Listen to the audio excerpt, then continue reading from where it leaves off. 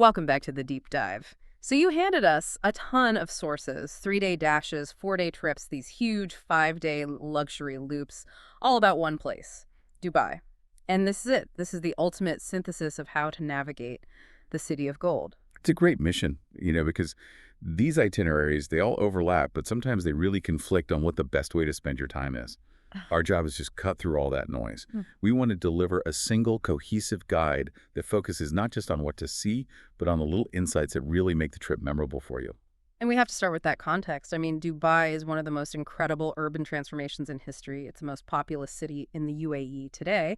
But it started as this humble little pearl diving and fishing village way back in the 18th century. And that contrast is everything now. It literally leaped from being a regional trading hub to this massive global center for tourism and finance. It's known for, luxury, unbelievable architecture, and this really high-energy nightlife. We're talking about the city with the world's tallest building and the second most five-star hotels on the planet. Ambition, that's the word that comes to mind. Is that the biggest takeaway here? Yeah.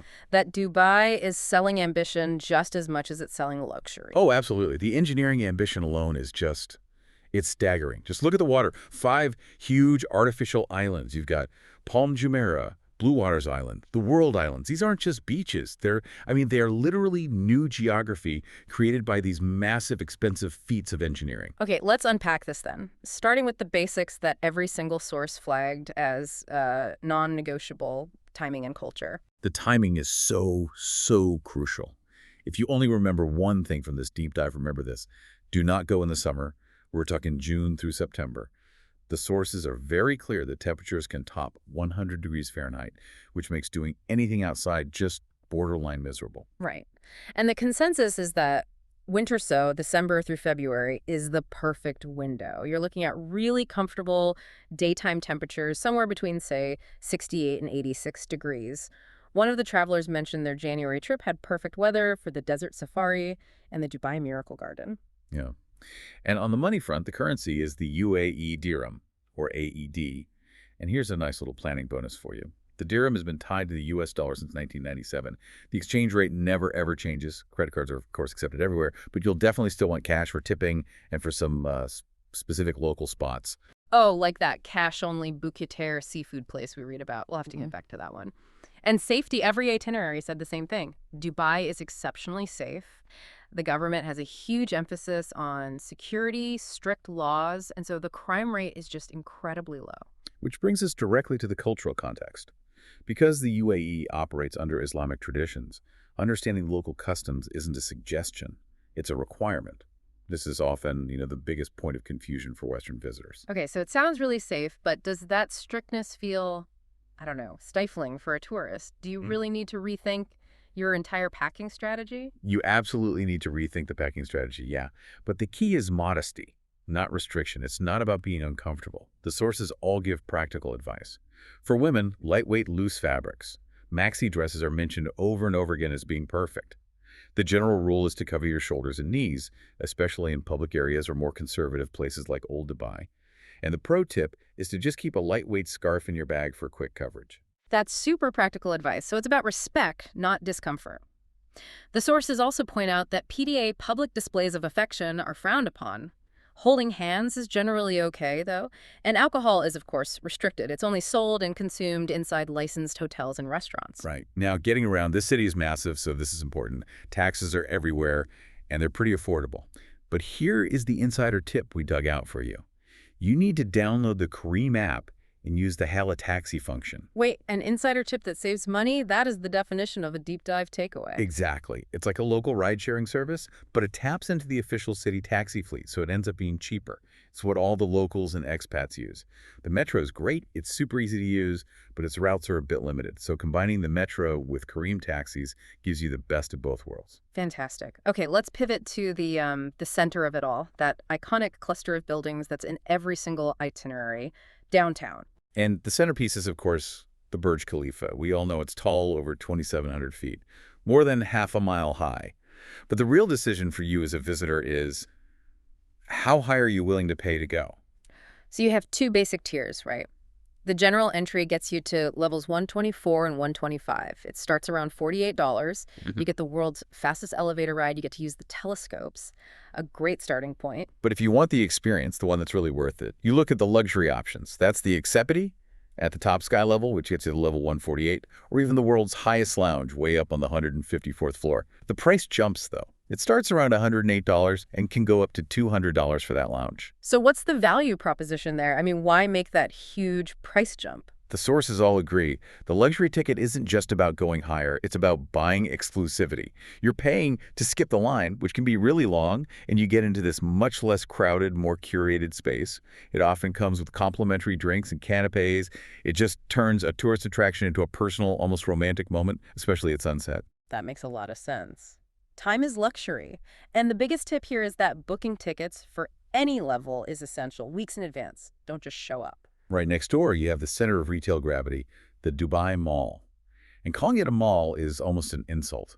It's a city, 12 million square feet, second largest in the world with over 1,200 stores. The attractions inside, though, are just wild. Yeah. There's an Olympic-sized ice rink in the middle of the desert, and then there's the enormous Dubai Aquarium and underwater zoo. And here's that little nugget for you. While you can pay to go into the zoo, the main tank wall is so massive, you can actually see a huge part of it for free from the first floor of the mall. That's a great tip. My favorite detail inside, which is just pure Dubai, is that 24-meter-tall waterfall with the diving human figures sculpted into it. It's art and consumerism all at once. And then you step outside onto the 30-acre Burj Lake for the Dubai Fountain Show. This is the world's largest performing fountain. It uses 6,000 lights and shoots 22,000 gallons of water into the air, all set to music. The schedule is key. There are quick afternoon shows, but the main event is in the evening. It runs every 30 minutes from 6 p.m. to 11 p.m. But the best way to see it, according to the itineraries, is to take a Burj Lake boat ride. You get in a traditional wooden water taxi, an abra, and you have front row seats right on the lake for the show. It's especially good around sunset. You know, if we connect this to the bigger picture, Dubai is such a city of contrasts. We've seen the gleaming towers of downtown, but to really get the city, you have to experience the two extremes, the desert and the historical creek. The desert excursion is listed as a non-negotiable must-do in pretty much every source. And the range of activities they pack into those safaris is just, it's an immediate immersion into the landscape. Yeah, we're talking red dunes, ATV driving, sandboarding. You can feed camels, ride camels, and it usually ends with a big BBQ dinner and traditional dances. But the most intense experience we read about was the sunrise hot air balloon ride. Yes, it means a brutal 5 a.m. start time. But the sources say once you're up there, floating 3,000 feet over the desert, there's this incredible silence and peace. Okay, but this is where it gets really interesting and maybe a little terrifying. The landing. Indeed. A hot air balloon doesn't have a motor, so the landing is, it's what they call a crash landing into the soft dunes. It's a bit chaotic, the basket tips over, but it's totally memorable. Then you just wait for your driver to find you in the middle of the desert. So you survive that, and then you get thrown straight into dune bashing, driving at high speed over the sand. For roller coaster fans, that sounds like a blast. Exactly. Now let's go from that vast open desert to the complete opposite. The cramped sensory overload of Old Dubai. This is the district along Dubai Creek. It's a huge contrast to downtown. It feels bustling, a little messy, and just authentically historical. This is where you find the famous souks. You have the Gold Souk, which is one of the biggest gold markets in the world. It's literally the city of gold. Then there's the Spice Souk. I mean, the smells alone are worth the trip. And the Old Souk for textiles and fabrics. And a key part of the experience, which is just laughably cheap, is taking a traditional Abra water taxi across the creek. It costs 1 dirham. That's about 27 cents. It's an absolute must-do. And a great way to start your day there is with a traditional Emirati breakfast at the Arabian Tea House. It's right in the Al Fahidi historical neighborhood. It really connects you to the city's origins. That synthesis of old and new brings us to the final category, those incredible engineering feats that define the modern coastline. The most recognizable, of course, is the Palm Jumeirah. And to really understand the scale of this thing, you need to get up high. Which means a trip to the view at the Palm. It's a 52nd floor observation deck in the Palm Tower. Gives you those perfect panoramic views of the entire Palm frond structure. But the VIP option is to go up 2 more floors to the next level. The sources said this is absolutely worth the extra cost because you get 360-degree views without any glass windows in the way. Yeah. You're basically buying the ability to take a perfect unobstructed photo. Right. And moving along the coast, you hit the Dubai Marina, which is this vibrant area packed with yachts and skyscrapers. The main thing to do there is just stroll the Marina Walk and visit the mall. And right next to it is Jumeirah Beach Residence, or JBR. That's your spot for the beach, for swimming, water sports, and the walk, which is a busy promenade. And connected to JBR is Blue Waters Island, which is home to the Ain Dubai. It's the world's tallest observation wheel at 820 feet, and a single revolution takes 38 minutes.